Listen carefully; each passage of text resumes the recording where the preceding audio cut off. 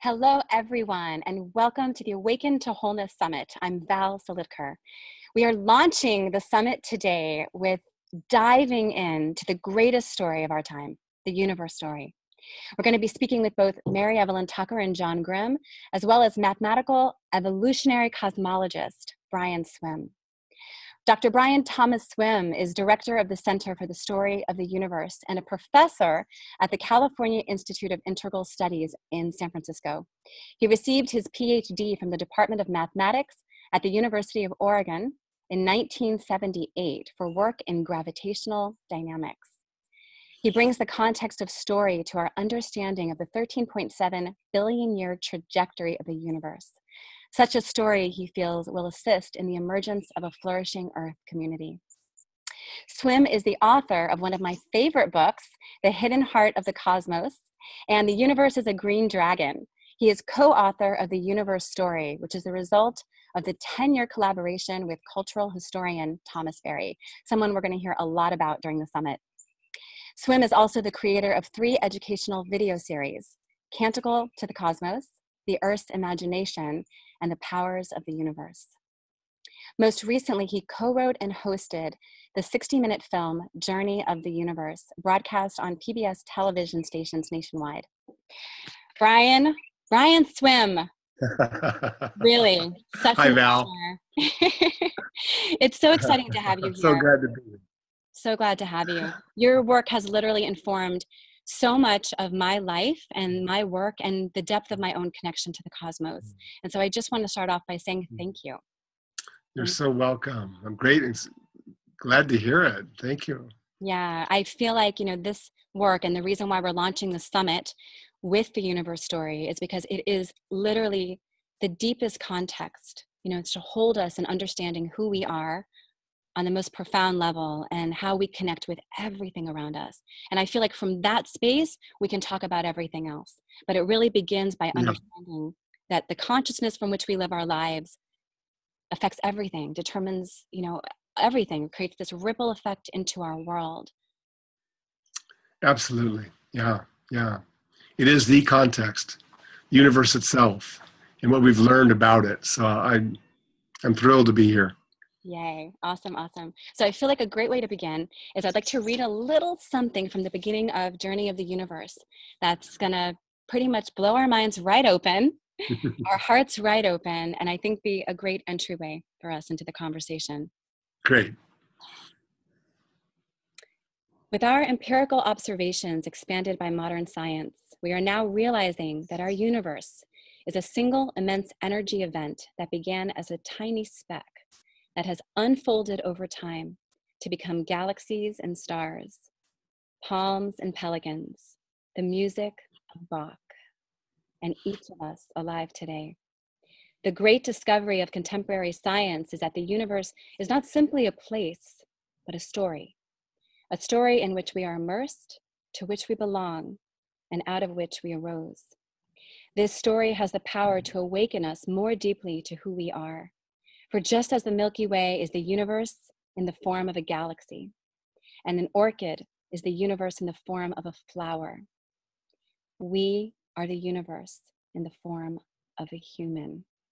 We are the universe in the form of a human. And every time we are drawn to look up into the night sky and reflect on the awesome beauty of the universe, we are actually the universe reflecting on itself. And this changes everything. And I can tell you that the first time I actually was watching a documentary when I was in grad school, and I can't remember the name of it, but Sister Miriam McGillis was speaking words similar to that. We're the universe becoming aware of itself through the human form.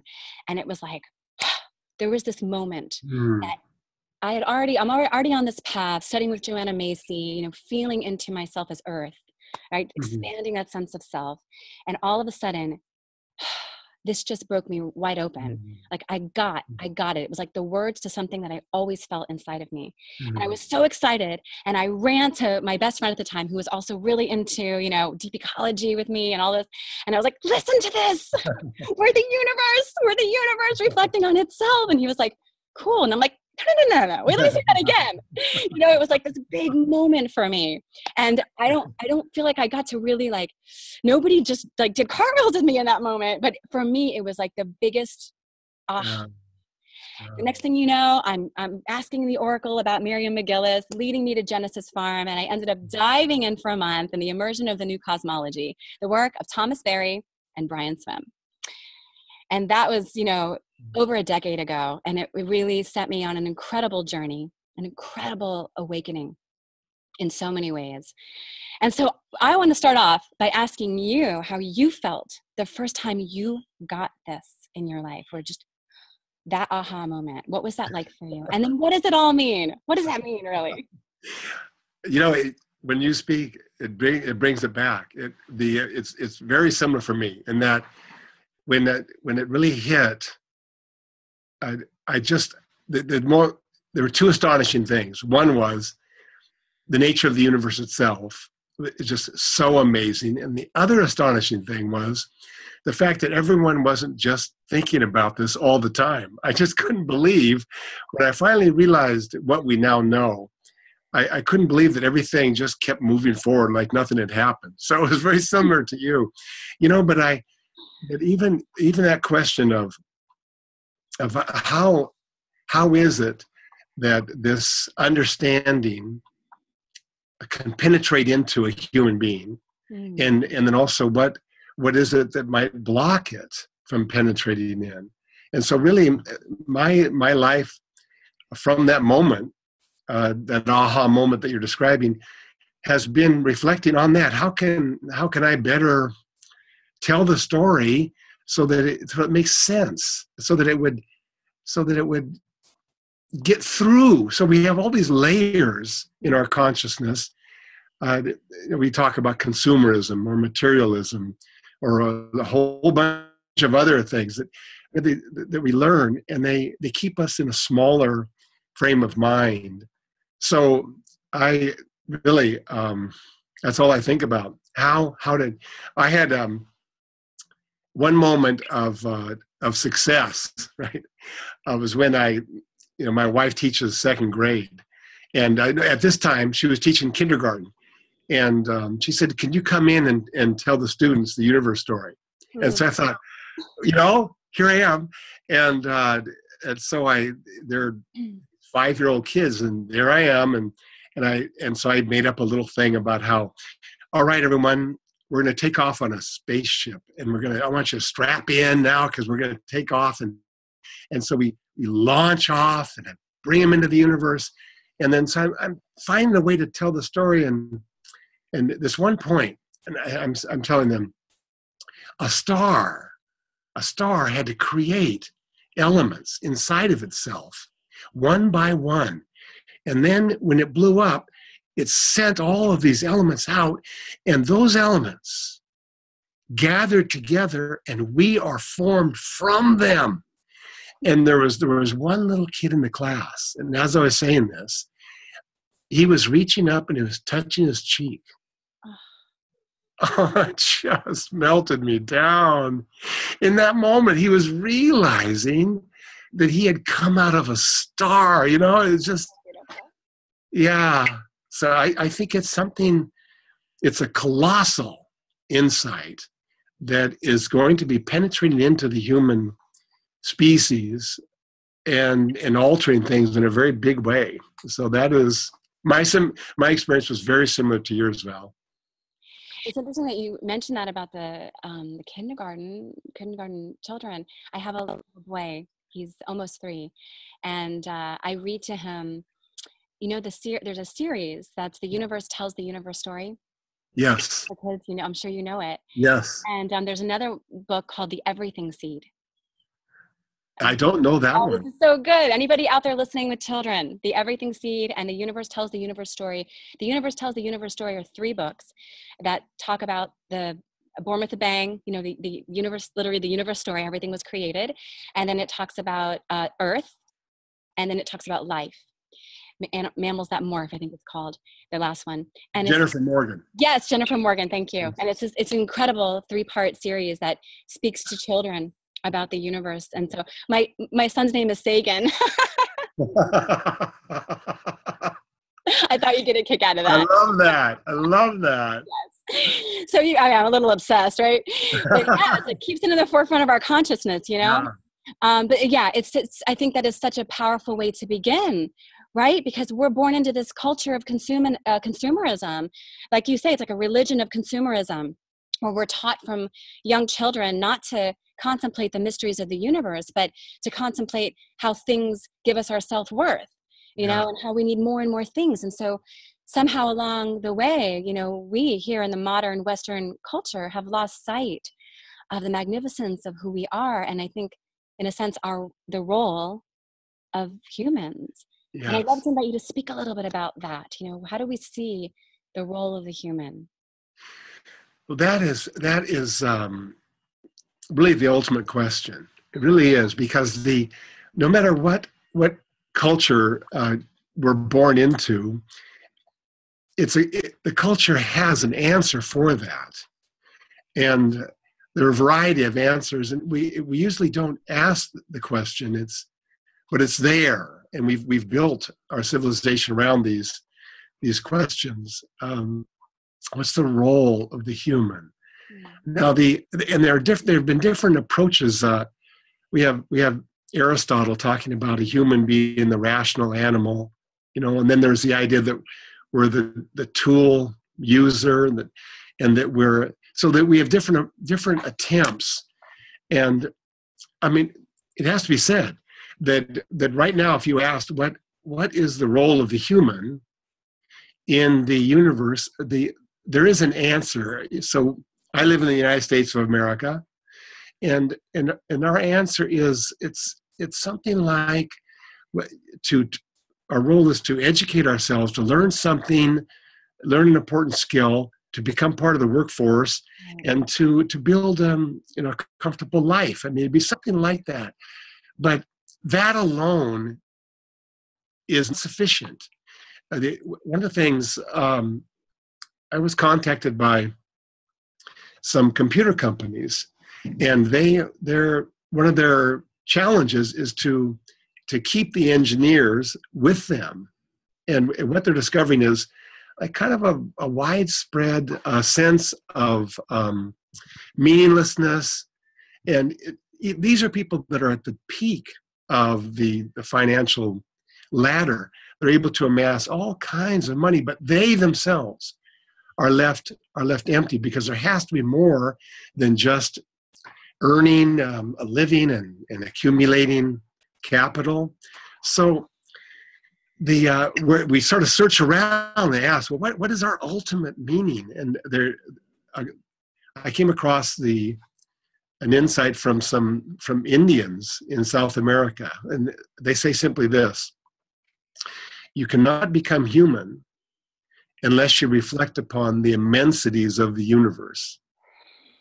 So that there's a connection there between just where we find ourselves and our ability to take in the majesty of the universe. So for me, that's getting at something that humans are really good at. We have been wandering around the planet Earth for hundreds of thousands of years, and we're only recently beginning to understand the billions of years that went into our moment of existence. So I would say that one way to start to ask that question again is, what does it mean that we humans are able to take in the fact that we are one of the end results of a billion-year process? Maybe it's possible that one of our roles is to become amazed by the grandeur of the universe itself. And you see how that might relate so that it's not simply that we are accumulating things. No, we're opening up the depths of our minds, of our souls, to appreciate the majesty of where we find ourselves. I would begin there, as to begin to think about the role of the human. I would say, let's not put that off. Let's start with that, especially in terms of how we educate our young. Absolutely. Absolutely. I think you had said something like, by the time a child enters into first grade, they've experienced over 30,000 advertisements. And Yeah. I think about that, I think about how much we're bombarded with that keeps kind of pushing us down in that smaller life, that smaller vision, of this, consumerism, this kind of way of being, and not allowing us to really see and experience and feel and know what we are, starting right away. And I see how much, in a sense, I want to say we're up against, the obstacles in front of us, our educational system, our economy, our politics, like everything just sort of reflects that dominant paradigm, doesn't it? Everything, every major institution has been shaped by that, right? And so then we also have coming forth all kinds of really interesting creative endeavors that are trying to find a way out of that. So it's happening simultaneously. Absolutely. But we are watching the end of a world. I mean, it is coming to an end. Yeah, it feels like we're going into, like, what we would say, we're in the dark night, and it just keeps getting a little darker. As we're gaining the feeling into this deeper wisdom, and as more and more of us are understanding that, like you're saying, happening simultaneously. Yeah, with that, like, as we get into the darker night, we also are like, oh, something needs to happen. Like, it becomes more and more imperative, right? And imperative, and I think too that a way, because it can be overwhelming when you start to take in the devastation that's taking place around the planet on every level. It can lead to paralysis, and that doesn't help. So that, but something to keep in mind is that the destruction itself that we begin to see can give us the energy to participate in the creative endeavor of renewal. So that's why they go together, I think. Absolutely. They really do. And when we dive into the powers in a little bit, we're going to talk more about that, because I think it's such an important, it's such an important topic for us to dive into. And before we get into the powers of the universe a little deeper, I want to bring us into a conversation around consciousness. Yeah. The uniqueness of the human species, this self-reflexive consciousness. And in Journey of the Universe, you talk about symbolic consciousness. Yes. Can you share a little bit about that, helping us to kind of understand this movement of awareness that's happening inside of us? Yeah, I can try, because I think it's so important to think about this. But it's what I've noticed over the last few years is that the number of people that become focused on consciousness is exploding. It's really interesting. I mean, I teach in a graduate school, so I'm talking about academics and intellectuals, but this didn't exist at all 20 years ago. So it's amazing how much attention is being given to this question of consciousness. So so there's a wide range of orientations to this question, and I mean, up until recently, the modern scientific point of view was comfortable with the idea that consciousness was really a phenomenon that just pertained to humans. And that this is really the background we have to understand. Throughout the modern scientific period, humans were consciousness, and they were examining a world that was not conscious. So then there's a big range, and some people think, no, everything is consciousness. Everything on some level. Some people say, no, consciousness begins with life. No. Some people say it starts with the nervous system. I'm just trying to say that we're in the middle of this, so we don't have great clarity, but it's a thrilling investigation. So I don't want to I don't want to pretend like I have anything like the final answer. Right. I do have a perspective, and it is, at the very least, the other mammals, they're conscious. They have feelings, and I think their feelings are as intense as ours. They have these deep emotional bonds, so that I think of consciousness as just permeating at least the world of mammals. So even to just stay with that, but then you have human consciousness, and there's this difference. So in other words, I'm saying that, when a monkey jumps into a cold pool, it feels the cold the same way. Or when a wolf, right, sees a forest fire, it gets a kind of thrill the same way I would or any other human would. But there is this difference, and the difference is with the most colossal invention ever in human history. And it's the invention of the symbol. It's the invention of language that is symbolic language and that can live outside of a human being. No other animal has created a symbolic language. That doesn't mean they're less than we are. I mean, it just means that we've done something different. And what happened was that once you invent a symbol, you have found a way to store learning in a form that endures beyond the individual. That is the difference. Because now that means that, see, every time you have a new grizzly bear, well, they learn something and so forth.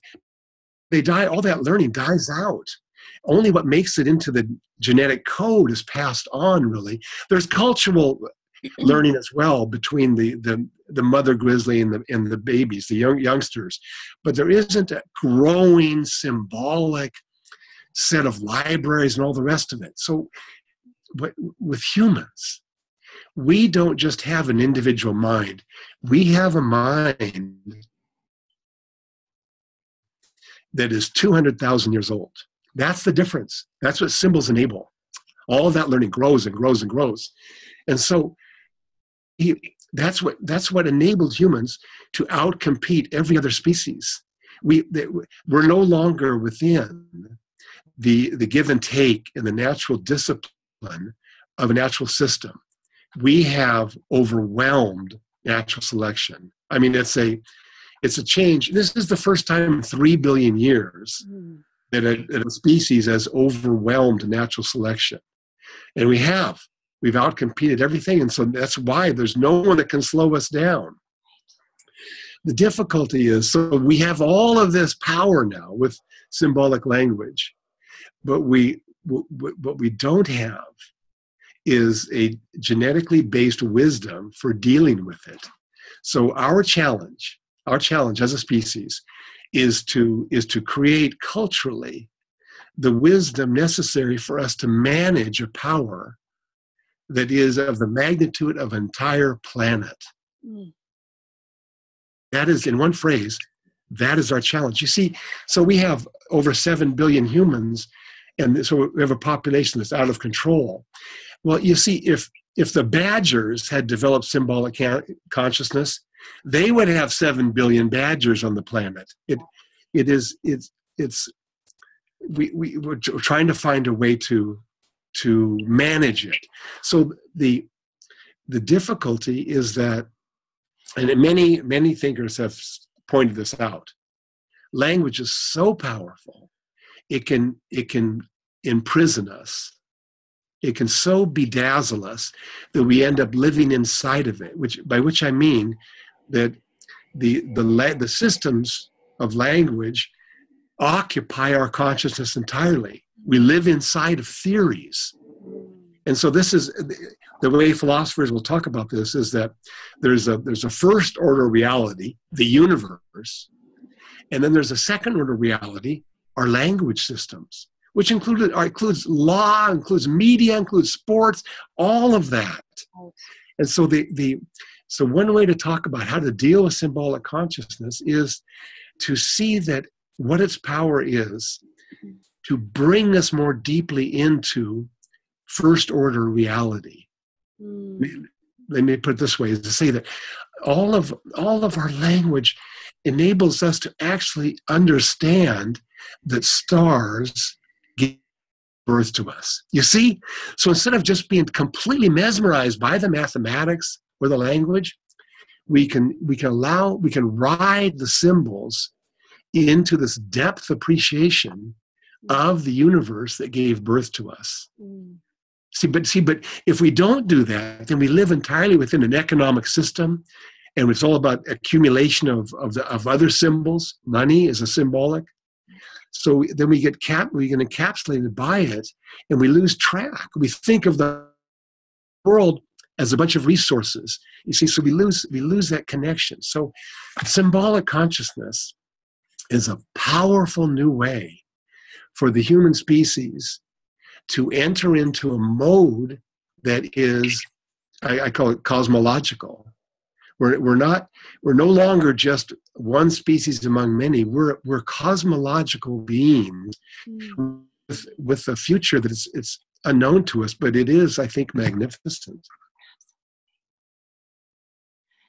Absolutely. I mean, that's a lot of ideas, but I just wanted to give you a sense of symbolic consciousness and how it can be distinguished from other forms of mammalian consciousness, and how, and to especially to get an appreciation for the power that the symbol has given us. And then one last way of saying it is this, that the power of symbolic language isn't just for humans. So we use it, you see, to build our corporations and to extend our control. But actually, the power of symbolic language is for the earth as a whole. It has surfaced within humans, so that we have a gift to give to the earth, and we're trying to discover what it is. In the oceans, the phytoplankton, their gift is oxygen. They've released that. And the question is, what is our gift? And I think it has something to do with a profound appreciation for the beauty of the universe expressed now in symbolic forms. Sorry to go on so long, Val. Like I said before we began, we could talk about this for 10 hours. There's so much. It's just so rich. It's such an important conversation. And symbolic consciousness is, I feel like what we're doing right now is harnessing our understanding of symbolic consciousness and using it in a way to move us forward, evolutionarily speaking, right? So here we are engaged in it right now. The way of using it, not for like we're saying, like the money symbol and that idea, but here we are now perpetuating the larger story. And so how we can harness our understanding and our clarity in order to consciously move ourselves forward, right? So this is like Beautiful. The invitation of this moment. That's why the summit's here, so we can do that together. Beautiful. Absolutely. Yeah. Beautiful. If I can one comment on that, so that we, we're at an evolutionary dead end in terms of our industrial systems. They are destroying the earth. So anybody who thinks about it knows we're at an evolutionary dead end. Well, that has happened throughout 4 billion years of life. There are all kinds of evolutionary dead ends. And usually what that means is that the system goes into extinction. The species that are bringing that about go into extinction, but they don't have the power to change their DNA rapidly enough.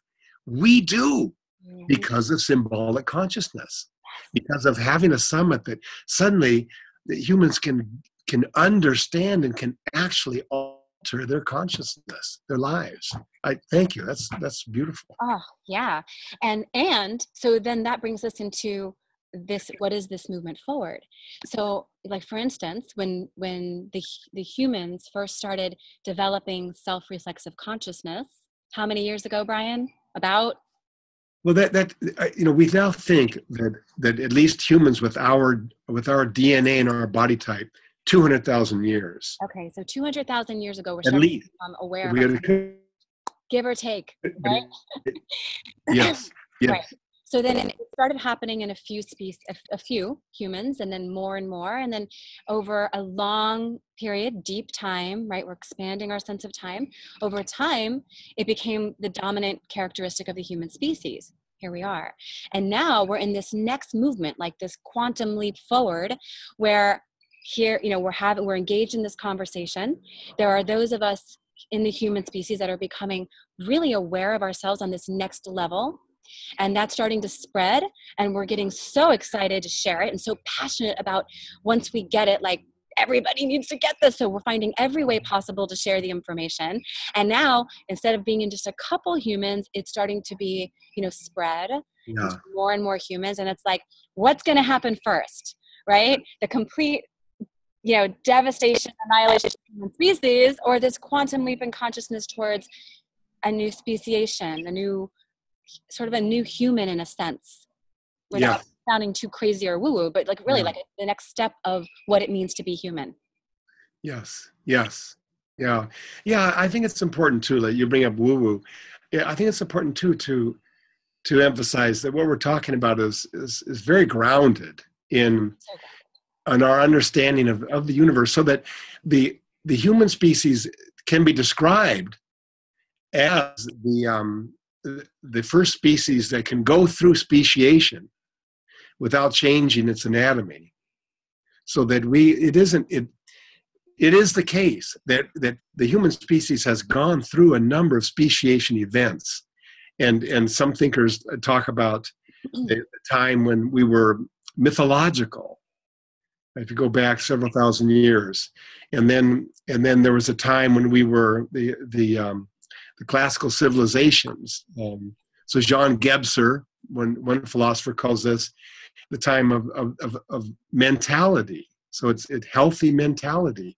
And then more recently, we've entered the scientific mode, scientific technological, so that we're in the middle of another transformation, and it's not anything that hasn't been happening. So yes, then what kind of speciation event are we involved in right now? That's the same question that many of us, certainly you, are asking.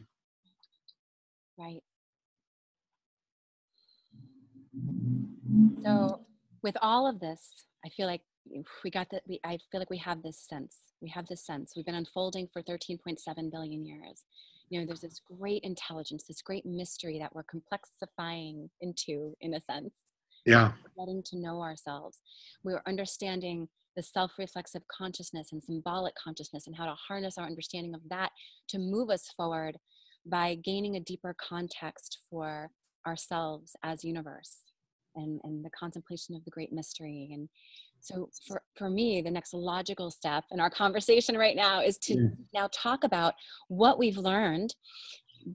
So you've really distilled, in a sense, the powers of the universe into 10 really potent, forms, if you will. And I feel like we could go through those to give people a real sense of what we've understood that are in the universe. Now, when we say in the universe, we don't just mean something out there, right? Because we are the universe, becoming aware of it. So when we say these are the powers that we've discovered in the universe, what we're really also saying simultaneously is that these are the powers that we are discovering that are within us. Yes. And we have this ability as universe to move ourselves forward consciously and powerfully and with so much clarity when we get to understand what's possible and what's emerging inside of us. So that's well said. Yes, there it is. Yeah. So as Carl Sagan used to say, if we want to bake an apple pie from scratch, we must first create the universe. Such a great succinct statement of the whole thing. It's right there. If you want an apple pie, you need. Right. We need it all. So how are we going to move forward? Let's start to understand what's inside of us as universe, Brian. Yeah. I know we don't have endless time to dive into all. No. But cool to get a sense of like, seamlessness as a Yeah, starting point, and then into those 10 powers a little bit. And then we can dive in a little bit more as we were discussing before, and we'll go from there. sure. Yeah, yeah, it's good. Maybe a way of introducing the whole thing of powers of the universe. So uh, we can summarize the whole vast story by saying that, let's say 14 billion years ago, things were very simple. 14 billion years ago, there were just protons, electrons, neutrons, dark matter. There's just, things were very, very simple 14 billion years ago. And then over the course of time, we developed stars and planets and galaxies, and then we have hummingbirds. And so like that, all of that happened. And that is, we say it's evolution. But what were the powers that made that? What were the processes? How did it happen? Well, science really has been studying that just from the very beginning, trying to understand, even before we knew there was an evolutionary process, it was to try to understand how things change in the universe. It's amazing, right? And what we've learned is incredible. And as you're saying, Val, that these are not processes that are taking some place somewhere else. They're here. They're operating right now. I mean, the sun is shining because of these processes. The earth is going around the sun because of these processes. So what I was trying to do was to identify the principal processes, and identified 10, in a way 11. I mean, I'll go into that, but I guess I want to begin by saying, if you wanted to go into more detail, you can come up with 25 processes. If you want to do it more simply, you could have 3. So there's nothing magical for me about the numbers. It's simply, but just to give you a feeling for it. So here we are, and we're composed of all these different atoms of carbon, of oxygen, of phosphorus, of sulfur. Let me just say one little thing about that. I mean, we're composed of all these different kinds of atoms. We also know that we're something like 70% water. That's a certain molecule, H2O. Now, and we have DNA molecules. Those are long, complicated molecules. All right. So, but if you actually just thought about the number of atoms that we're composed of, all right, the number of atoms, right? We are 99% water molecules, 99%, right? So by weight, we're 70% water, but number, we're like water molecules. We're a glob of water walking around. I mean, it just blows my mind. So oxygen, hydrogen, these different atoms are who we are. And also we're more just these atoms. They do something mysterious. So, but I just want to talk about one of these atoms that we're composed of, and that would be the hydrogen atom. The hydrogen atom is composed of a proton in the middle, surrounded by a cloud of electron cloud, so electron going around. What's in between the electron and the proton? So this was utterly, no one knew in the 19th century. It wasn't until the 20th century that we realized, wow, the electron and the proton, they're apart. What's in between them? Nothing's in between them. There aren't other atoms in there. There aren't other particles in there. There's nothing there. And so we calculate the amount. The amount of nothingness in a hydrogen atom is over 99%.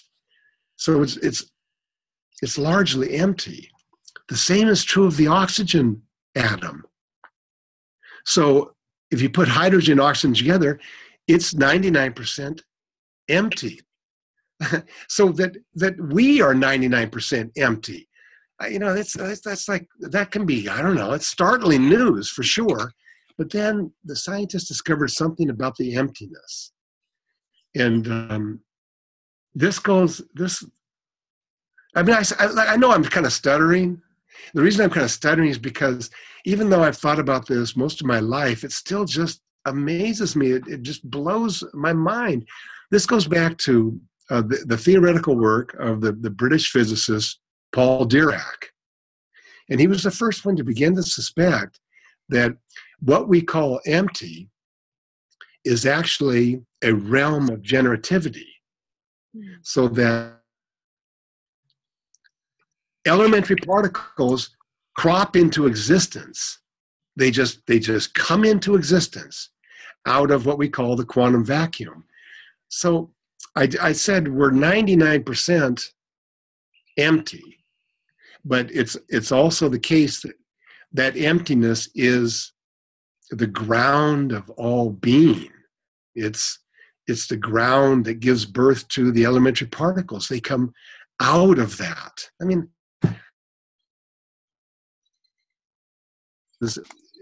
you mentioned seamlessness. So you can use the word seamlessness to talk about this, or you can use the word vacuum. But again, these are symbols. I just want to bring forward the idea that by giving it a name, it doesn't mean that we understand it. We understand little facts about it. But so seamlessness, in a certain sense, which I call the power zero. In other words, because I wanted to emphasize the nothingness, right? Zero, and it's kind of like the mother of all the powers, because it's out of seamlessness is the ground out of which everything comes forth. So it's fair to say that this space, this 99.999%, what we used to think was empty, that's really completely full of everything, like possibilities and potential, and everything emerges from that. Everything that's come into the universe. Everything. So we think about our bodies, and we think about, okay, the matter 0.01% and this space in between everything, 99.999% of what we are is this space of pure generativity from which everything, every possibility, every power, everything of the universe can arise. That's what we are. We are most of that. That is our current best understanding of the nature of the universe. And that's why I root it back to Paul Dirac. That's the best we have to offer. That's how we understand it is like, what to call it, pure generativity. Everything comes fluttering out of this realm. Now in quantum physics, that we will talk about elementary particles coming forth. But just like you say, I think in time we will understand more and more that emotions come forth and ideas and new insights, and so that we dwell in the ground of all creative energy that we know about. That's the nature of the human, to be aware that we are this creative energy in the form of a mammal.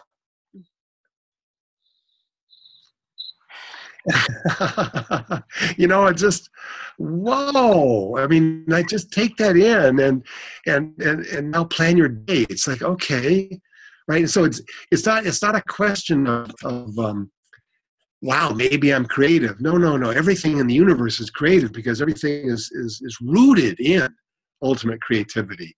It's just a question of what kind of creativity do I want to develop?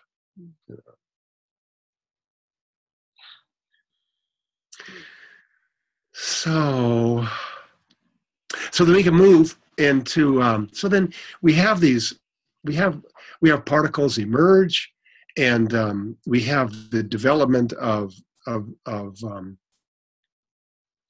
different articulated beings. And so the simplest ones would be the atoms. So we have the atoms that come forth, and if you look at the universe, you see it's composed of these particular beings. We call them objects or things, but they have a center. They're like, it's the Milky Way galaxy, or it's our sun, it's the Earth. We can point to it and say, there it is. And so that process, some scientists call centration. It's just a word. It's the making of a one. It's a making of a thing or a being, and here we are. So then you have this power of giving birth to something new that didn't exist before, right? So that these things that emerge, these beings that emerge, they have relationships. They enter into a web of relationships, and at a very primal level, the feelings of the relationship are of two kinds. There's an attraction, or there's a repulsion. So that comes forth with. I mean, it could have been different. It could have been the universe would constellate into all these different centers, and they ignore each other, right? But no, in the universe, they have a relation. I just call that the power of allurement. Yes. You know, and just to choose a word. Now, notice I'm emphasizing the attraction part. See, the repulsion it'd be like negative allurement. Negative allurement. So everything that happens in the universe happens with respect to the power of allurement. We're, as humans, we're drawn together, we get excited, things happen from that, or we're turned off, we move away, or the same thing with the atoms. Atoms are drawn together and they form molecules, all right? Birds are drawn together, and they form their life as bonded pairs. But so the major form of allurement for a scientist is the power of gravity, right? And general relativity in the words and the work of Albert Einstein. But this power of allurement gave birth to the stars and the galaxies and the planets. So it pervades the universe, and it's at work at all times. So that, and you can think about then just the vastness of the universe, but it's suffused with this power of allurement. There's a great way that you describe it when you're talking about gravity, and we think about how, imagine laying on the earth, and we immediately tend to think of looking up into the cosmos. And instead, this invitation is for us to imagine that we're laying on the earth, on the bottom of the earth, looking down into the cosmos.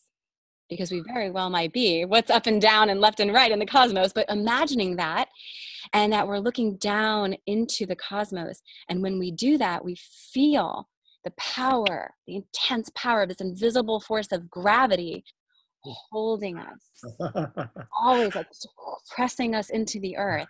And Val, have you tried it? Yes! I have tried it many times, Brian. I'm so glad to hear that. Yes, it's a powerful experience, a shift in perception that gives you an embodied sense of allurement. And I've recommended it to many people. Your work has infused my work in a lot of ways. And I feel like that's a really powerful way to get a felt sense of allurement. And when we feel that sense of gravity, then we can really tap into that when we think about how we feel attracted to other things, because it becomes a sort of invisible felt sense. We get to use our imagination to really feel it, even though it literally is happening to us. But when we capture that we get to translate that into all kinds of ways that we experience allurement. Oh, that is, I just love hearing this. It gives me a chance to say it, something more about it. And the first would be this. I sometimes think that you sort of wonder if you'll be remembered when you die, and if so, how, right? And, and so I certainly, as I get older, I've thought about that, and I think that process of, just as you just described it, of feeling in your own body the power of gravity. I sometimes think that will be what I'll be remembered for most. And at the same time, I have to say, I didn't invent it. I was given a lecture somewhere, and a woman came up to me afterwards and said, I have an idea for you to try. And she laid it out, and I feel so bad I didn't write down her name. I was sort of like disturbed and trying to get through my day, but it's another example of what we're talking about, the 200,000-year-old mind. So that we pick up these ideas from others and we bring them together. I mean, synergy. It's possible.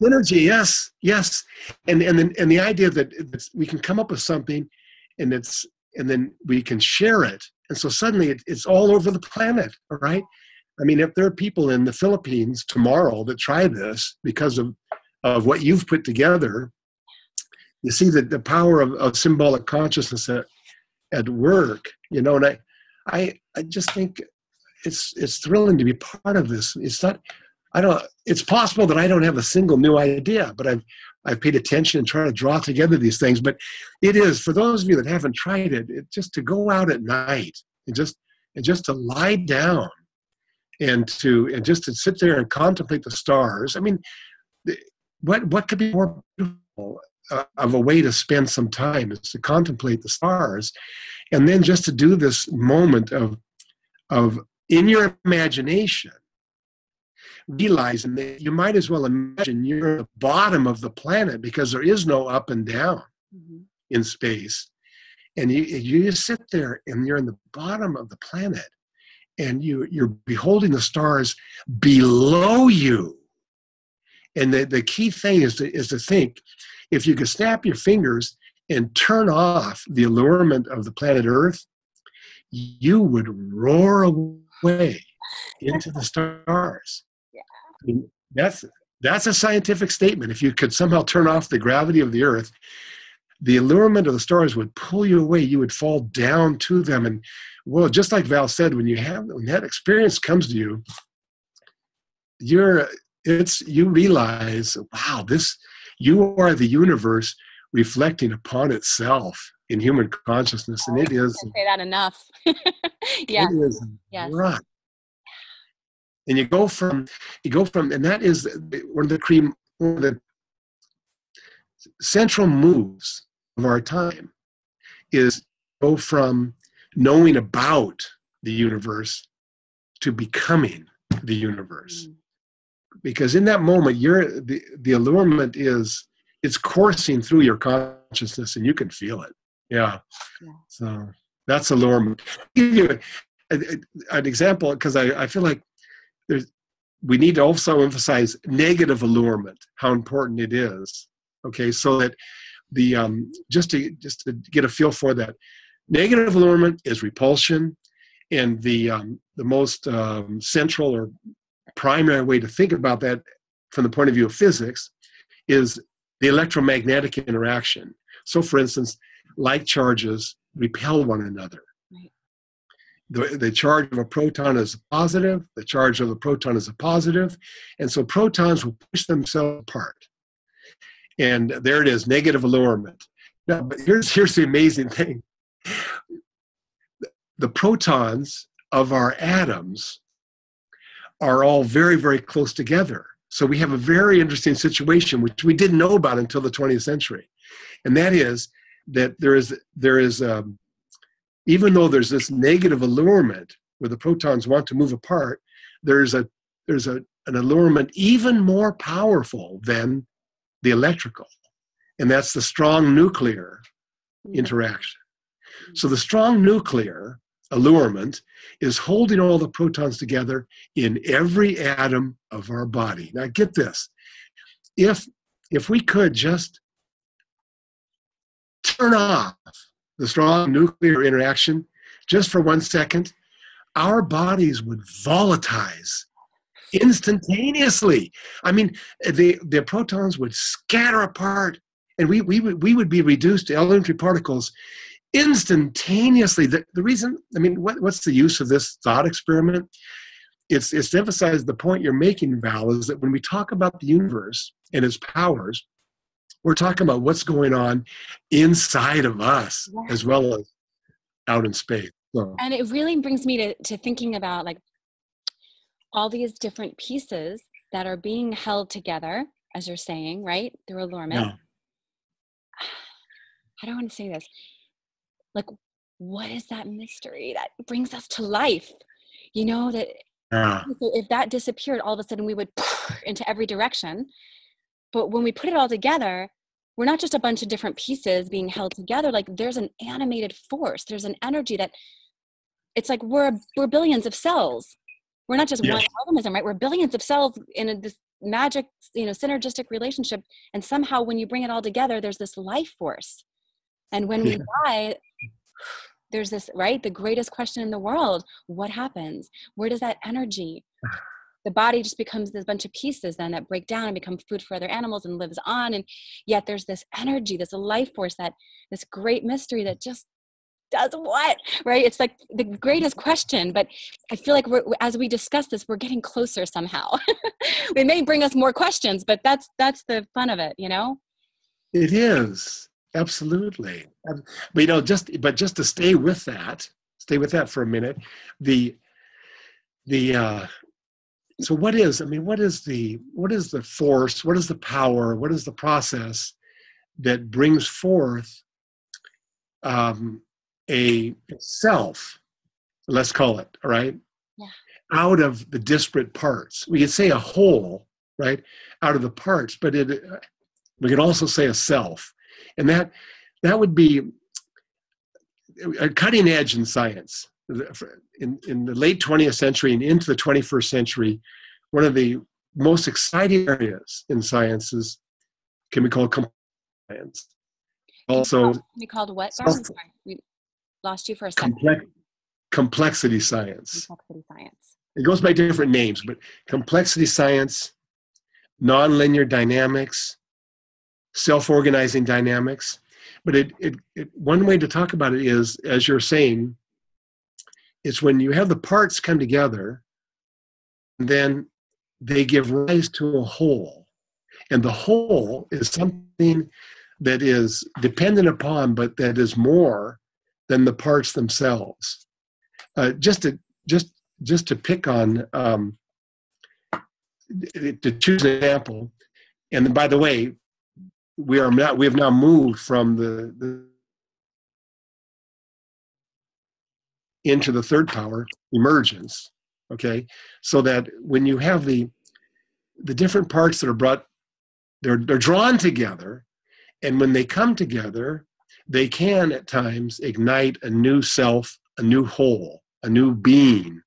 And the most cosmological example is the birth of a star.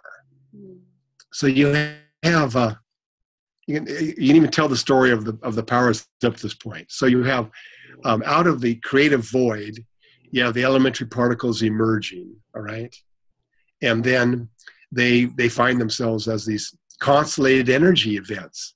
Wow, proton, neutron, right? And then they experience the power of allurement, and they're drawn together into an association. Like, so you have an electron and a proton. They're associated, they're drawn together, and then they give birth to a new self, a new being, a hydrogen atom. And that's this power of emergence. The hydrogen atom isn't just an electron or proton nearby each other. No, it's a new entity. Mm-hmm. It has new relationships in the universe and new powers in the universe. Mm-hmm. So to take that to the example of the star, you have atoms of hydrogen, and they're drawn together by allurement. And then they give birth to something new, a star that radiates this energy, so that this power, the star is something new that was. I'm using a little bit of metaphorical language here, picking up on you, Val. It's like the star was lurking in the creative void. And then the hydrogen atoms, through their interaction, have the power to evoke that form into existence. And there it is. The star comes into being. And in a similar way, we have the emergence of the galaxies and of the life forms, so that it is something new. See, when a star, just let me last little thing on the star. When the star comes into existence, it starts to organize itself. Up until that moment, the hydrogen atoms were the ones in charge. But when the star itself emerges, it organizes the hydrogen. That's the emergence of this new being, the self. And so we see the same thing with life, and something mysterious comes forth, a whole, a self. And we were discussing earlier too, this, with emergence and creativity, that it really thrives on, in a sense, like the chaos, the dark night of the soul. Like when we're pushed into this darker and darker place, we're really forced into our deeper sense of creativity to emerge something new that will move us forward and up and out of that darkness, so to speak, metaphorically speaking, right?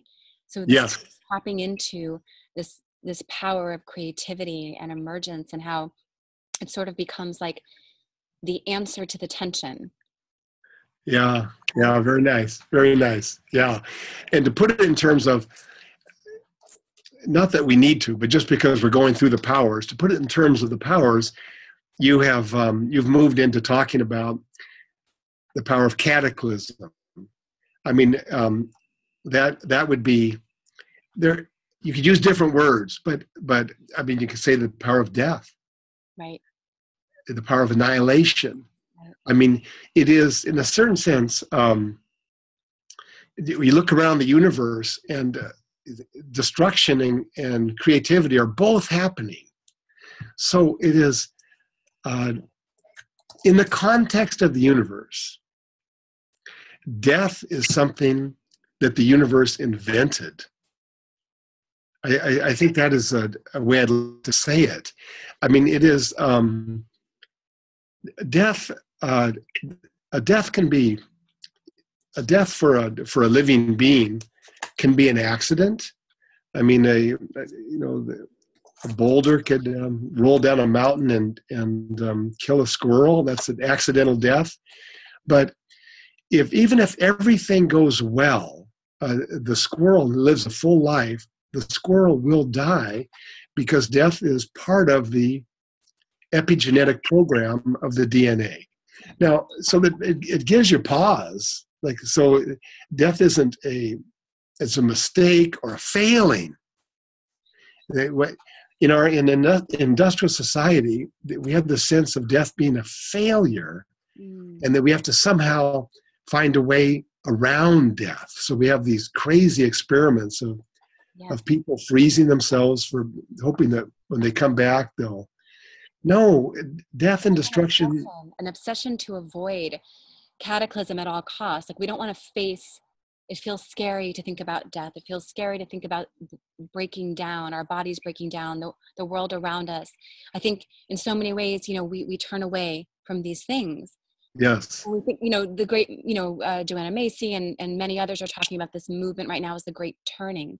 Yes. And I feel like, we're turning towards cataclysm. Yes. Turning towards possibility and emergence as well. Turning towards everything versus this sort of turning away or escapism that we tend to be consumed in our society. And we use all these ways of numbing out and running away and not feeling or facing cataclysm. Yes, exactly.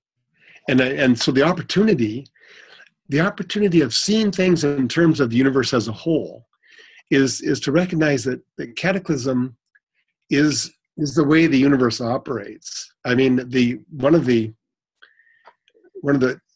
one way to begin to talk about that, again, from the point of view of life, would be to say that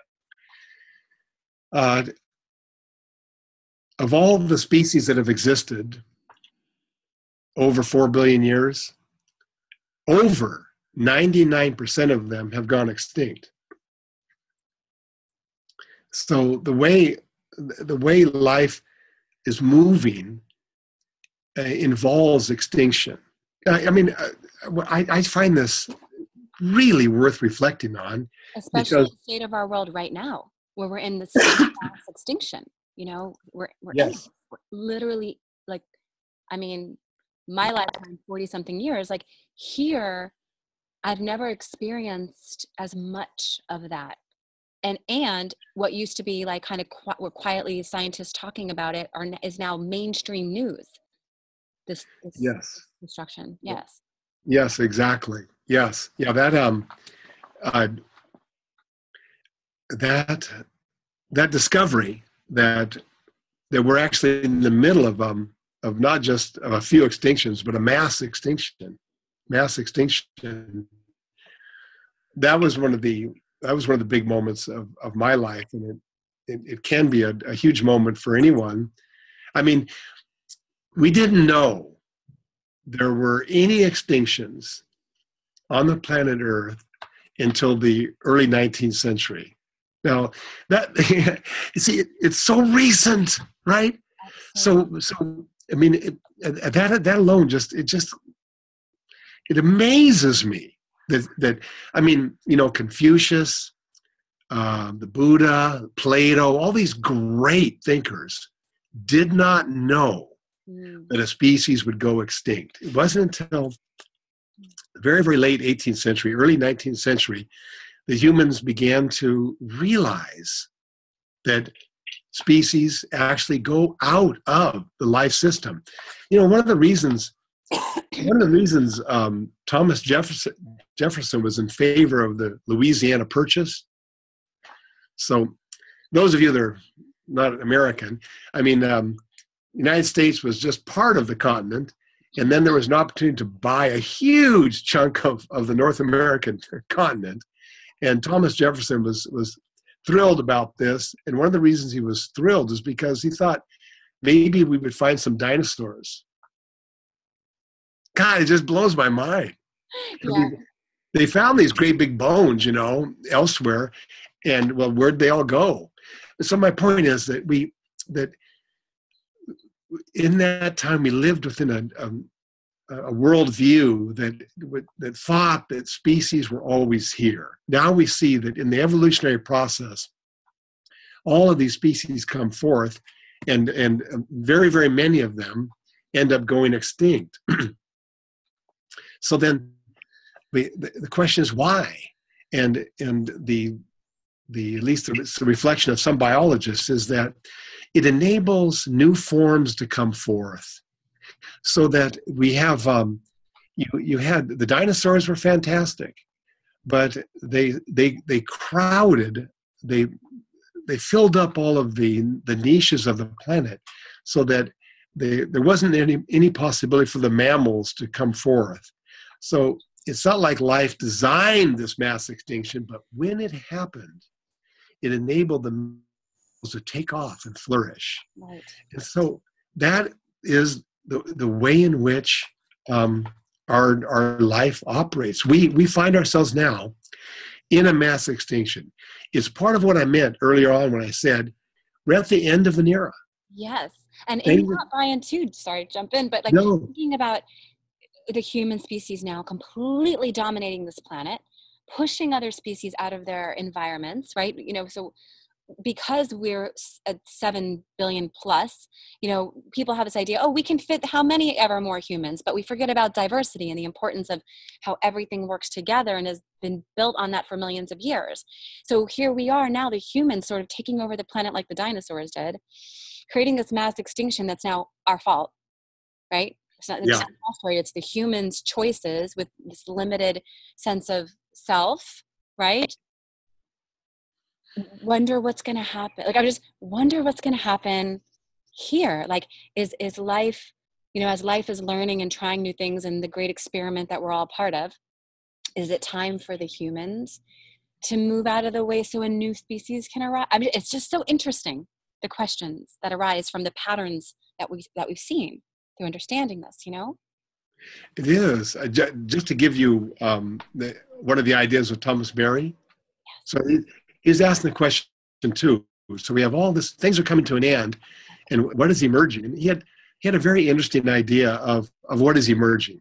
He would call it a new form of human, a new form. So it'd be like a new species. And he would use the phrase like a cosmological human, and it would be characterized by a realization that the principal activity for a human is celebration. So that it was that we would join the earth community and join the celebration that's already taking place. I found that so attractive. And he said, and then I would ask him things, because he studied the world's spiritual traditions, and you will go into this in greater detail with Mary Evelyn Tucker and John Grimm, but just to throw out one idea, which I thought was so fantastic.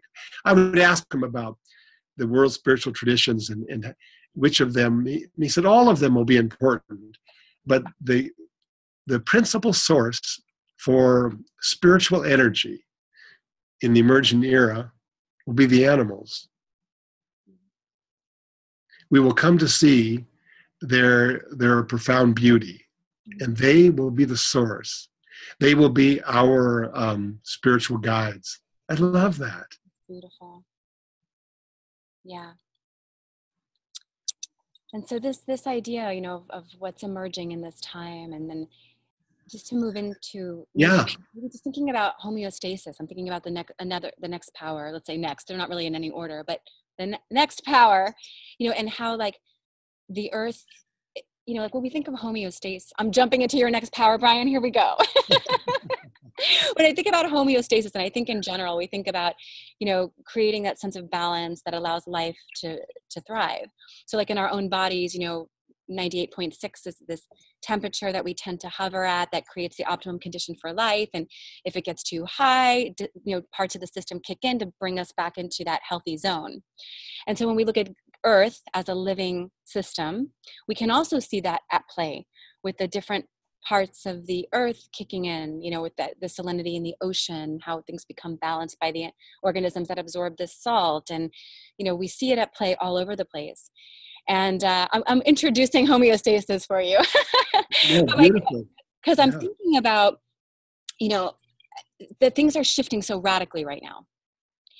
And so like the prokaryotes, and once upon a time our atmosphere was not dominated by oxygen, and that was like the waste product of the prokaryotes. And in order for organisms to survive, because the atmosphere became so saturated with oxygen that these prokaryotes couldn't survive, so they had to mutate and create a symbiotic relationship to create the eukaryote, which could take oxygen in. So the composition of the atmosphere shifted, and species then shifted completely. There became a new normal in the atmosphere. And I feel like we're in such a radically shifting time right now, where who knows what's going to happen.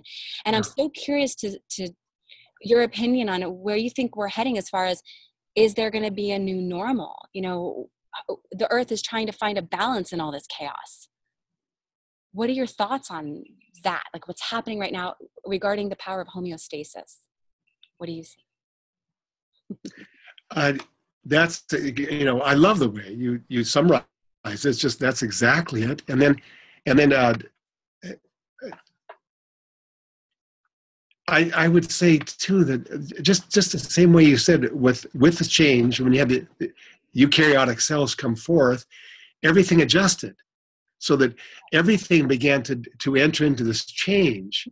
And that is how, in general terms, how I see things, so that it is that we're awakening to two things simultaneously: the destruction of this gorgeous earth. It's taking place. The more we look at it, the worse it gets. In other words, we're awakening to that, and we're discovering the amazing creative process that gave rise to all of this. They're happening at the same time. That really does lead to a new kind of understanding. And so instead of it being the case where all the species are going to adjust, one way to talk about the change is that the institutional systems, all of them, are in the process of adjusting to this new normal, the new normal of realizing that human decisions are determining the quality of life for billions and billions of beings, not just humans, but all around the planet. And so that everything is shifting. It's all happening. No matter what field a person is in, that the shift is beginning to take place. And you'll be going into this later in the summit for sure, but just to sort of sketch it out a little bit, so that educational systems are beginning to shift. And right now they're going from, it's a place for learning the skills for getting a job in industrial society, right, to it's a process for discovering our participation in a complex Earth system. Yes. Huge shift, but on every level, on all throughout, just a vast shift. And then just to choose just one more, in the realm of law, right, and of and regulation, the shift is from a law as a protection of capital and human right, protection of human rights, to law that maintains the integrity of the whole Earth system. So this wasn't in New Zealand that they just, I think it was New Zealand, it's vague now, but that they gave like I don't know if I want to say a rainforest, the status of personhood. I may have that a little bit wrong, but it was some ecosystem that they were trying to protect. They gave it the status of personhood, like we have done with corporations. Yes, exactly. They've done that, and you're right. We're seeing these huge strides in recognizing Earth as a living thing to protect its intrinsic value, rather than seeing it as instrumental, so that the only value it has is the amount of money dollar sign we put on that value it is for us to use. Now it's the value that it has in and of itself. And that is a huge shift. That is happening. That's a nice way of summarizing exactly the essence of the shift, what you just said. And that just every institutional system will change around that shift. I mean, and it's going to take time, but for those of us who are kind of awakening to it, the creative possibilities are so immense. There's so much that it can be done. Yeah, even in mainstream, even in like the university that I went to, we had a deep ecology program. I wouldn't say program, class, right? But that's a start. Yeah, I actually used to teach as an adjunct professor at Florida International University, and I would teach in the deep ecology program there. And that was fantastic. to be able to bring this stuff in, and really dive into this. So, even in some mainstream universities, we're seeing it. Obviously, there's a ton of niche, universities and colleges out there that are doing this now. But we're starting to see it more and more, and I keep coming back to this idea, we have to think about it in terms of deep time, because even homeostasis is not like everything right now balanced. It's a long-term, bigger vision type of thing, so it seems like things are totally out and crazy and upset and upside down. And it's like, how will it look in, when we look at it in the deeper span of time, what kind of new normal will we see arise? So we start seeing it in little pieces first, right? Yes, exactly. These little these little niche universities, as you call them. That's where the creativity resides. Yes. Yeah, I know it. I was thinking that's right. I teach in one of those places. Yeah, and it's great. But, and your program is Cosmology and Consciousness, right? Yeah, you forgot one word: philosophy. Philosophy, cosmology, and consciousness. Philosophy is not my favorite, because you think of the past, but to me, the good word, it involves wisdom. Yes. So it's trying to look at yes. philosophy, cosmology, and consciousness all together. But it's so important to have these niche places where people who have the same orientation can support one another. Absolutely. That's it. Right. We're about to move into that, Brian. In the next, well, actually, we have synergy, which we talked a little bit about. Yeah.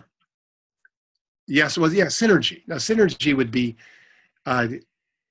in certain ways, I think synergy is the most exciting power of all. Because it's so remarkable. Just in a phrase, synergy is an effect that comes into existence through a relationship.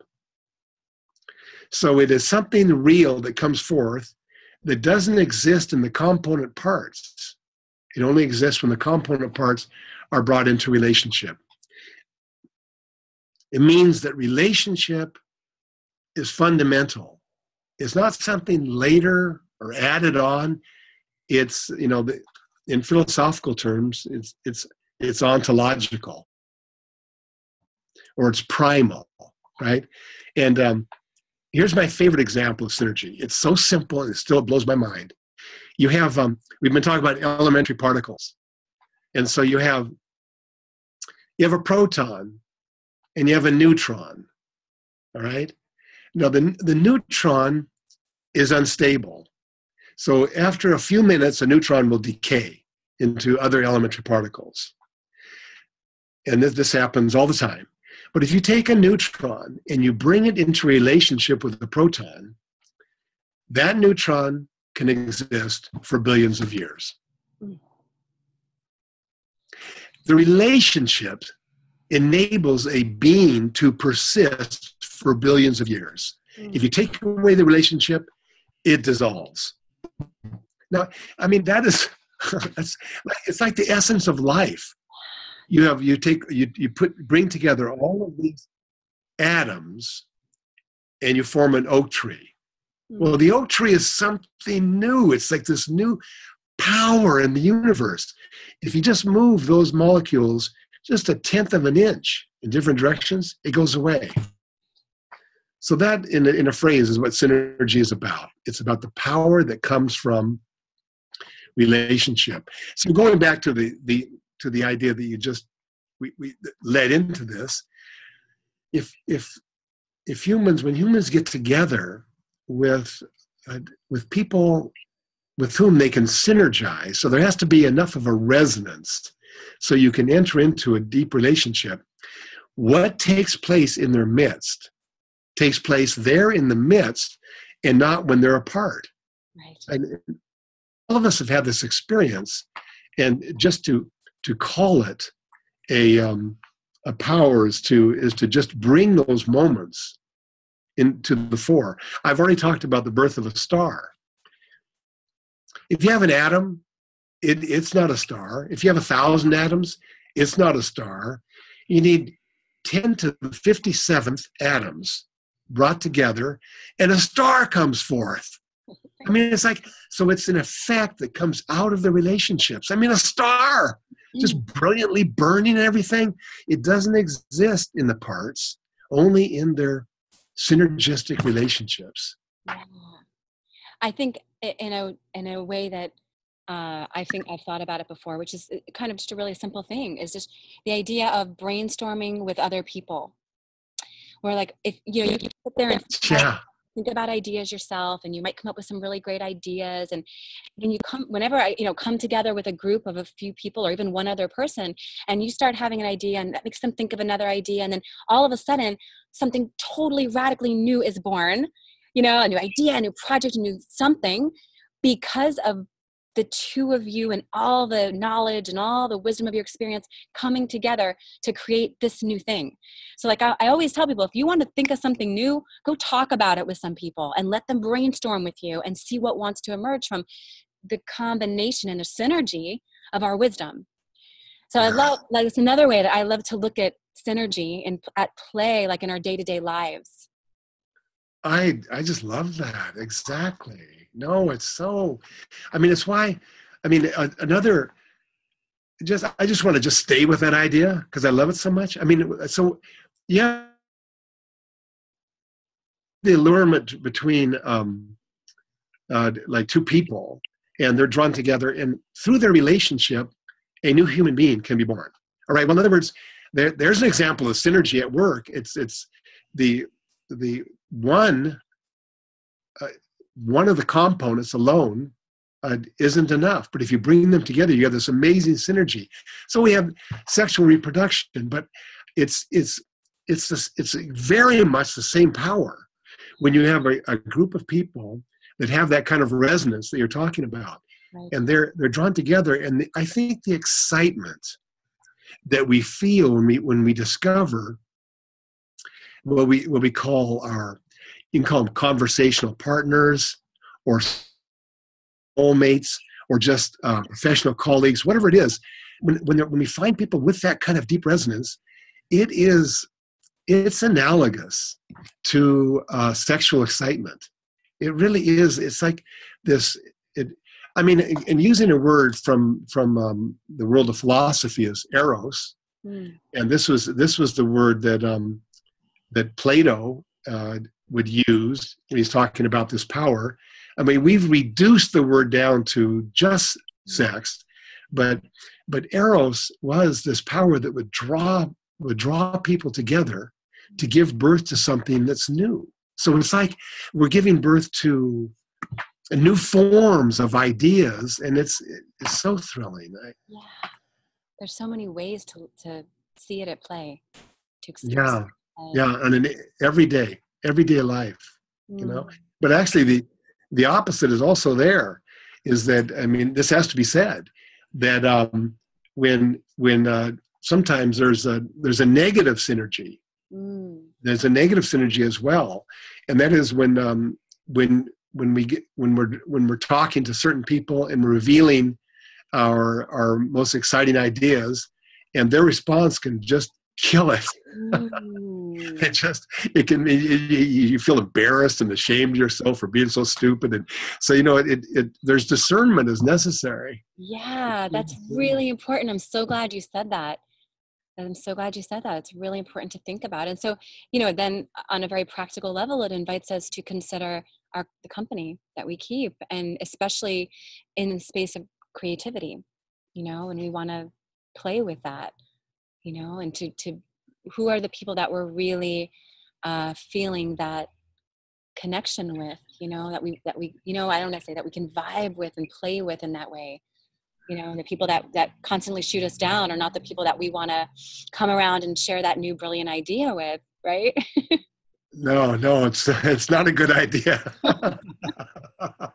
Or if you're going to, you have to have an understanding that you have to protect yourself, because it's almost like, just to use like sex as this analogy, it's the same kind of discernment in choosing a mate, a sexual mate. It's such a big decision, and I think it's similar. The discernment is necessary in terms of who we want to really engage with at a deep level, because it's so important. Absolutely. So taking all of this energy and now thinking about how do we let it move through us, I feel like can move us into transmutation. Yes, exactly. And so the power of transmutation is transmutation is a word that it's another word for change. And the reason I liked that word, and so many others could be used, is because of mutation, mutate. And so I wanted to bring to mind biological evolution, and just the way in which we have species constantly transmuting, changing. But in particular, I wanted to focus on to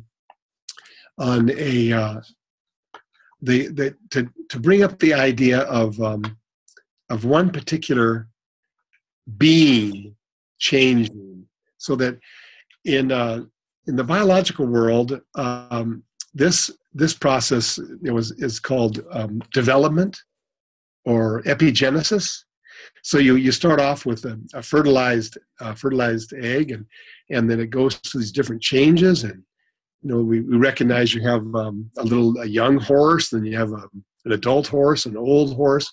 It's this whole long process, and that's the way in which life operates. But then the question, so that's taking place within us as well. But then the question for the human becomes even more critical, because there are so many different possibilities for development.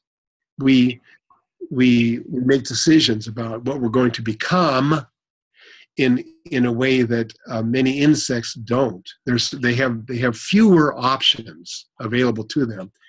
So then this question of how do we proceed, and just to give a certain sense of it, like with the butterfly, you have a movement that involves a change that's so deep, it's like a destruction of one self for the emergence of another self. So that you have this little worm crawling around, and suddenly you have this thing flying. I mean, wow, what happened? But that is possible. Humans can enter into processes that deeply. And then the question becomes, it's simple to say, but it's profound to pull out.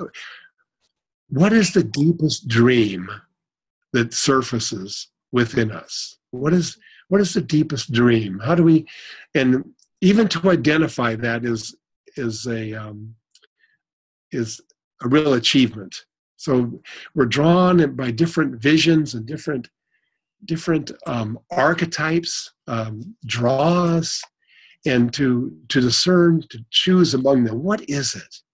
And then as we begin to get a sense of what image of ourselves draws us forward, the next question is, what are the forces that are actually blocking it? What's actually holding us back from that?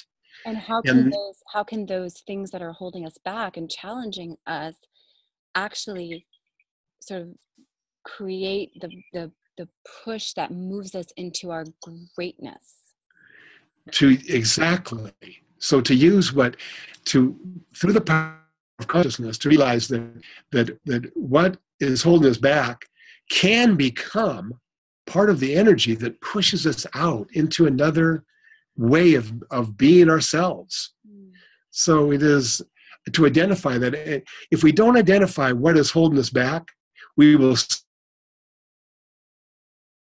simply be imprisoned by it. But to identify it, we can turn it into a power by realizing that we're going to do everything we can to actually move beyond that. I have a phrase that I use to talk about this. What is necessary is to develop a membrane. So a psychic membrane. So if a living cell, all around the edges of the cell is a layer of discernment. So as the cell moves through its environment and it has encounters, it's making a decision as to what it allows in and what it blocks out. Right. So that it allows in what will add to its vitality, and it blocks out what will reduce it. And I think those of us that find ourselves alive here in the midst of all of this, we have to have a sense of where it is we want to go, how we want to move forward, and we have to have a growing sense of what energies, what people, what programs actually enhance that movement, and which ones block it or retard it. And as we develop the psychic membrane, we begin to free ourselves from a lot of the toxins that are flowing about our world, and also we allow ourselves to participate in those creative energies that are moving us forward. So just in a sketch, I would say that all of us are in that process of transmutation to allow our deeper commitments to flourish. There's a great story that you talk about in a way, as a way of describing transmutation that I love, and it's the story of the hawk and the mouse. And I wonder if you could just quickly give us a taste of that, because I think it is the most brilliant way of giving us an understanding of how the things that seem to oppose us, that like, oh, I don't want that, are actually like making us amazing. Because I really think it gives us a deep sense of how to look at transmutation and everything that happens in our lives as a gift, in a sense, with the discernment of that membrane. Yeah, I will try. The best thing for us to do would be to go out and watch some hawks and some mice. That would be, wow. That's my vision.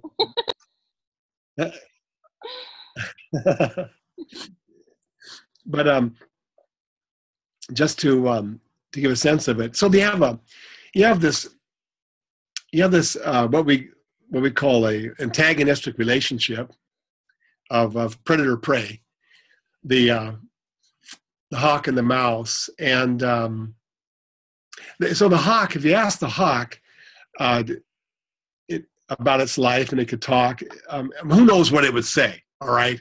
But let me put myself in the hawk, because I don't want to denigrate any hawks. But if I were a hawk, I would be irritated by the success of the mouse, because when the vole, the shrew, when they get away, I have to work harder. I'm hungry, so I would if I were given power, I would ask for slower mice, because then I could get down there and eat more quickly. And why? Well, then I could kick back and watch NFL football. I mean, there'd be something about being a human and American. There'd be something about, I want more leisure time, right? And maybe the hawk doesn't, but it would be this mouse. I have to think about it all the time. I'm always trying to get. So, but what would happen is that the process of natural selection, because the mice is slower, it means that as the generations go along, hawks that are slower become biologically viable. So now the population actually shifts to hawks that have lost some of their speed. Well, you can see where this is going. Now you have these slower hawks who are now complaining because they have to work harder to get food. So if they have power, they slow the mouse down to so much so that now the hawks can do really, really well just by walking around, and they lose their ability to fly. So it's a bizarre situation, really, when you think about it, that by granting the hawk his wish will lead to his ruin. So that this is a way in which to begin to see that that in the obstacles of our lives, there is the possibility for developing excellence of form. So I mean, the hawk, the brilliance of the hawk, its eyesight, its speed, its the amazing intelligence, it's all dependent upon the excellence of the mice. So they actually go together. Now, it is it's kind of a colossal image for our time, especially.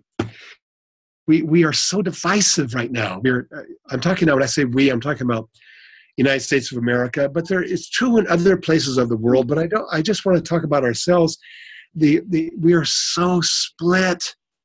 We are so split, and the way in which I orient myself in this time of antagonism between humans is to say that my struggle with moving forward in the midst of these antagonisms is the best way for me to arrive at the best I have to offer. If we took away the struggle itself, my work would collapse. It would become, such as it is, it would become much worse. It's right. Transmutation enables us to embrace the difficult aspects of life as oftentimes contributing to the emergence of excellence of form. Yes, beautifully said. And then from that, from that space where we're experiencing this sort of individual change and how we're all being invited to show up more powerfully, more present, with more clarity, asking the deeper questions. Like this is, as you're saying, like, the challenge of our time is inviting us to like evolve or die in a sense, right? Right now, this is imperative. We have to move forward. We have to get this. And so as individuals, we're owning it. And now when we do that, when we step into our own sense of transmutation, we get to take the next step, which is coming together in transformation. Precisely. Yes. And moving into the deeper powers of synergy. So this summit that you're putting together, you see, this is a way in which for people that have a resonance to enter into relationship and possibly connect up and to be part of these of the groups of people who are well into the process of transmutation, and then gathering together in the power of working together to alter things now at the social, the planetary level. Right. And that's why I teach at the California Institute. It is because I want to be with those people and be part of the resonance and to participate in it.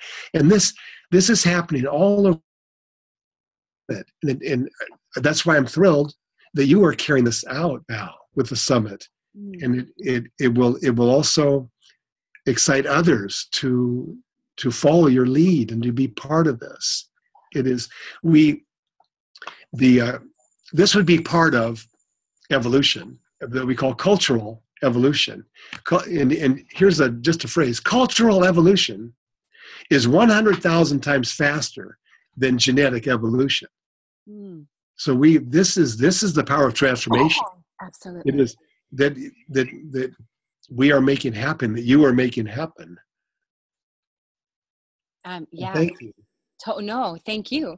I mean, this is us, right? I'm one person as a catalyst bringing us together, but I couldn't do it without you and the 27 other speakers that are part of this incredible journey, and the hundreds of others I wish could have joined us this time around, because these conversations are the ones that deepen us, that invite us to really contemplate what's happening and who we are and get out of the automatic habitual routines of life and into the new business of really living, and so this is it, like you said, like that's why you teach at CIIS, and it's why I also teach and why I create these kind of events.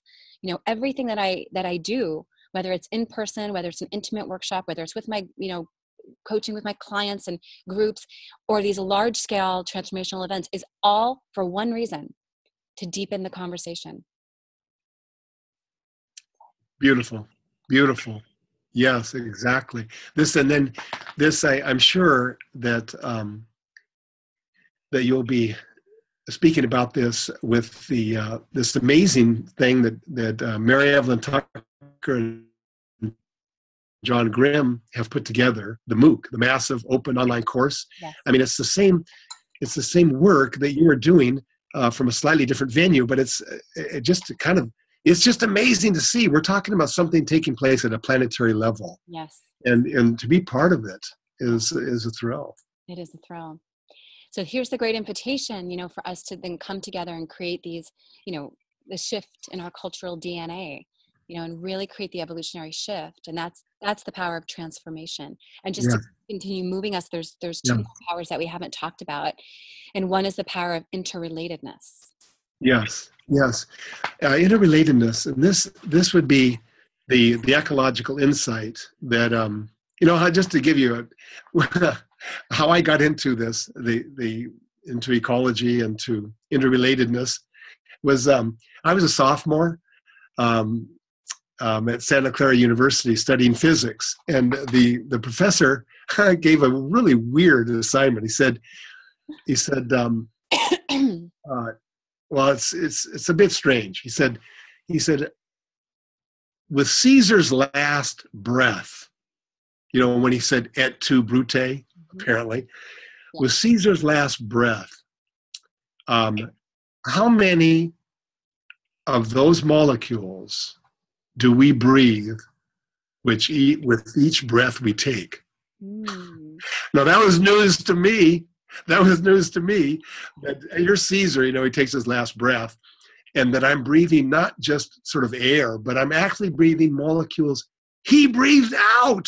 I mean, no, again, the power of science sometimes, it's amazing. I think about that when it comes to water molecules and how the same amount of water has been here, right? Always been here. Yes. So it's just changed form. So like every drop of water in our bodies that we drink, that rains upon us, like all of it's been here since the beginning of time in various forms, solid, liquid, gas, in all of our bodies. Like, wow. There were 70% of like history, and the ancient forms and all of it. All of it. Inside of Precisely. Us. Yes, exactly. Yes, exactly.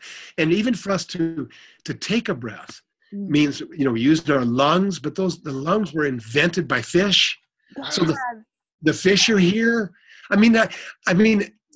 Here's a different universe. Okay. This is Brian's universe. Okay. I make a fish over here. I make humans over here. I make the planet Saturn over here. They're all doing their thing. But not in this universe. The fish give birth to us. I mean, it's like, oh God, it's so thrilling. So, and the stars, right? The stars could just be out there burning. No. They give birth to us. So, but you know what? When I was first trying to come up with some names for the powers, I ended up with interrelatedness. But the original name for interrelatedness was care. Yes, beautiful. Because what to me is amazing is that we are interrelated, right? And what's amazing is that we care about one another. You see it so powerfully with a mother mammal and her offspring. But I mean, it spreads out, and the human being has the possibility for comprehensive care. We can care not just about our own children, but about everyone's children, about the trees and anyway. And that's it. It's like, when we get too caught up, right? As we were talking at the beginning, like here's this world that just sucks us into this little tiny bubble. Everyone's living inside of this, operating in this culture of consumerism, economy, blah, blah, blah, blah, right? And there's this whole big world out here that we're still exploring. And when we get kind of sucked into that,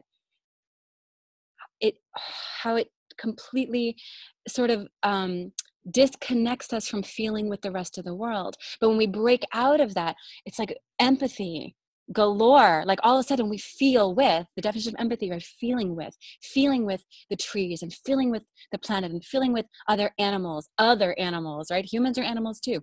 Feeling with, everything, just feeling with each other. And when we begin to feel with each other, it evokes the deepest sense of love and care and compassion and nurturing. And like, that shifts everything, right? Because if we don't care about something, if we don't love something, we're not going to give a shit about it, really, right? We're just going to live in this world caring about ourselves, and we see so much of that, and we see the devastation it's causing in our world. And I think it just comes down to that. Care about the planet and every living being upon it, and you make different choices. Get sucked into the little bubble illusion of, this little tiny world, and stop really seeing and feeling and caring about other things. And you live this kind of purposeless, meaningless life that just devoid of recognizing the interconnection that's always here. And there's so much in between. It's much more complex than that, but sometimes it really comes down to that for me. Yes. It is the fundamental orientation that we choose. We choose on different levels. We're moving in one direction or the other there. Yeah. And the question can often be, for a person,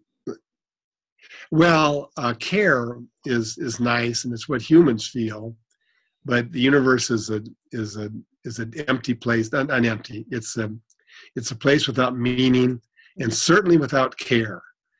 It's at best a neutral place, and so that's a fundamental orientation a person takes. I'm taking the orientation that care, and that might have even been why I didn't choose the word care finally for, when I made the DVD.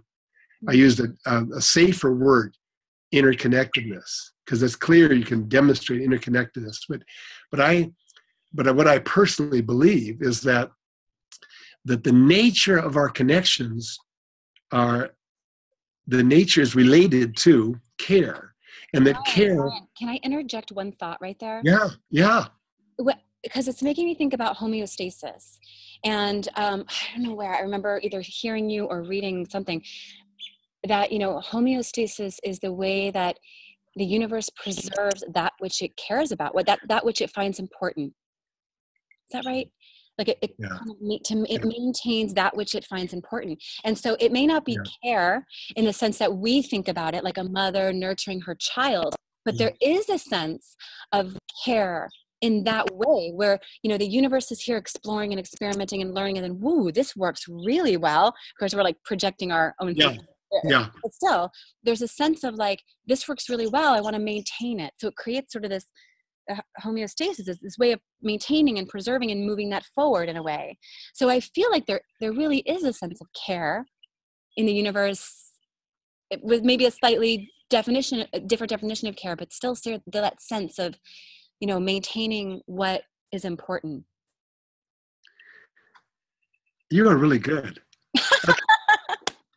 That is like so exactly it. Yes. And so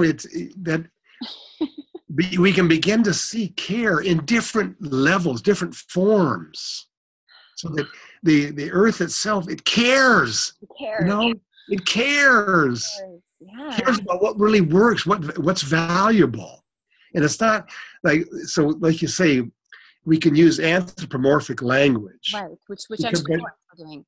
Yeah, but we're not actually saying that the earth is like Val having ideas. No. But it's a profound level of analogy taking place. It is a form of care. It's care at the level of a planet, and we're another form of care. It's a human form that can actually become comprehensive. I mean, the horses have their form of care. So just exactly as you said it. Right? That's how I see care. Yeah. And it's like, so it makes sense. Like, even as you put these 10, the magic number, right, or not, together, that, when we think about transformation and coming together and shifting the cultural DNA, that without this sense of interrelatedness and deep nurturing, it's almost like, why? That's kind of like the why, because we care, because we love Yes. this cosmos and ourselves in all That's of right. the context. Yeah. Because of that, we are not, being forced to, not feeling obligated to, but like absolutely needing to, with every ounce of our soul, be involved in the transformation and the moving forward. And then how like all of this then, I'm going to lead us into the next one, moves us into radiance, right? The final power of our 20-hour interview. But yeah, Yeah. you were just such a clear illustration of radiance. I mean, it's just roaring out of you. I mean, that I feel is totally embodied. I feel that embodied. Yeah, that is it. That is it. So, I mean, just to say some things about it from a scientific point of view, radiance is really it's going to the second law of thermodynamics, and that is that all things. Well, a simple way of saying the second law of thermodynamics is that concentrations of heat disperse. It's that simple. I mean, simple. It's that profound too. Why should concentrations of heat disperse? We don't have a reason beyond saying they do. In this universe, wherever you have a concentration of heat, it is dispersing, So it's called the second law, and Einstein thought of it as being the most important law in the universe. So we're talking about something really deep. Now, the sun is shining because of the second law of thermodynamics. So to shine is to be obeying the second law of thermodynamics. Something that's not well known, but it's really interesting to think about, is that it's not just the sun and stars and lamps, right? And welding arcs that are shining. It's everything that exists in the universe. And some of the scientists who are listening to this right now are thinking, well, what about a black hole? But actually, even the black holes shine. So everything shines. But that means if you get up at midnight and it's a dark night, and say you're even inside and it's a cloud cover, there's no stars whatsoever, and you happen to have a rock, on your desk, you can't see it because you can't see anything. That rock is radiating. It's releasing light.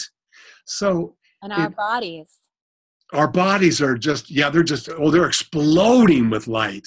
But even if you have something that's cold, not like our warm bodies.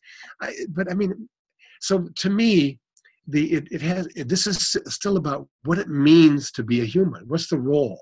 In terms of the second law of thermodynamics, it means that as we go through life and we are stunned by our experiences of beauty and of tragedy, and we're filled with feelings, we are asked to release this consciousness. We're asked to radiate. It will happen one way or another. Is it possible to give birth to an expression that captures some of the majesty and grandeur of what it is we're experiencing? Is it possible to begin to construct educational forms, right, that capture some of the majesty and grandeur we're experiencing? That as we begin to feel that, all right, what happens is that we begin to burn with this passion that is so exemplified by you, Val. You just can't hold it in. You can't hold it in. So it's like everybody in one form or another is an artist, is a creator, is an architect. We are, and this goes back to Thomas Berry's point too, we are a species that is to celebrate. And so the celebration can be in a ritual, it can be in singing and dancing, it can be in the construction of a new understanding of law, earth law. It can be any way in which this magnificent universe begins to express itself. Beautiful. And it's, I think, as you say, it's like, all these powers, like everything is just leading us into this. So like once we really get it, which is what we started with, right? We have to kind of get it on this fundamental level. So let's talk about ourselves as universe. And I think by now, everybody who's tuned in for this is really getting a deep sense of everything that's possible inside of us. And once you get it, like, by the way, you embody this too, Brian. It's like once we get it, like we're sitting here going, together, And I think everybody who's watching that's here is like, you can't help but feel the excitement of that. And by the way, everybody, what you're feeling is radiance.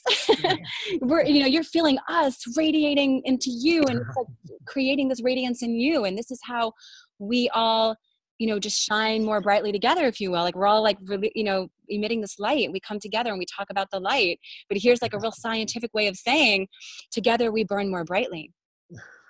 Together, we're gonna take this into the next level of our evolution, of our awareness of self, and that, which life is calling us for right now, through this amazing power, through this radiance. That's a great statement, Val. Beautiful.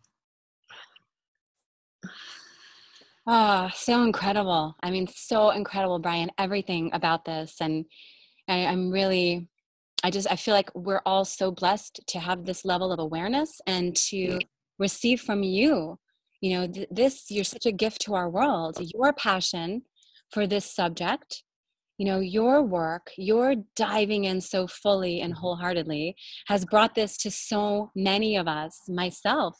Like I'm here doing this and you're feeling all this inside of me. And it's really been because of your passion and how that continues to move through me and how I'm bringing that to my son, and, he's going to grow up like Sagan's going to grow up to really like represent his namesake. I love that. What comes to mind, especially with your use of the word light, is one of the teachings of wisdom from Dante in his poem, The Divine Comedy. And he's saying that the difference, there's a difference between material goods and spiritual goods. He's making this, Virgil is teaching Dante in the poem. And Virgil was saying with material goods, when you share them, you cut them apart. And so each person gets less. But with spiritual goods, when you share them, they magnify, they grow, like light going back and forth between mirrors or a number of different mirrors. And it's one of the great powers that radiance brings. That radiance ignites radiance, which ignites radiance. So it's this amazing multiplication of spiritual goods. And that's what I feel talking with you, Val. Yeah. And I feel that talking with you too, Brian. And I know that everybody listening is feeling that. And, whether or not we're going to end this interview and they're going to go, do you know that we're the universe reflecting upon itself? I mean, this is how we do it. This is how we do it.